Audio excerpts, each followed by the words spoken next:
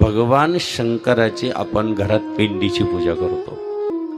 जर गेले तुम्ही नर्मदा मैयाला स्नानाला, ओंकारेश्वर म्हणा कुठं, आणि डुबकी मारली आणि तुमच्या हातात एक जरी खडा नर्मदा माईचा आला, तो आणून आपल्या घरात तसाच बसवा. त्याची प्रतिष्ठा करावं लागत नाही, त्याला ब्राह्मणाला आणून पूजा करावं लागत नाही, काहीच नाही. नर्मदा का सब कंकर शंकर, साक्षात भगवान शंकरच तुम्ही घरी घेऊन आले असं तुमची श्रद्धा असू द्यायला पाहिजे. नर्मदेतला प्रत्येक एवढा एवढा जरी कण उचलून आणला, समजायचा एवढा दगड, तरी तो समजा भगवान शंकर आहे. त्याची प्रतिष्ठा करावं लागत नाही.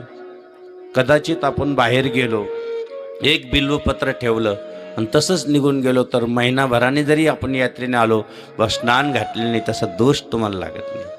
म्हणून कमीत कमी एक तरी नर्मदेचं शिवलिंग आपल्या घरात पाहिजे, अवश्य ठेवा.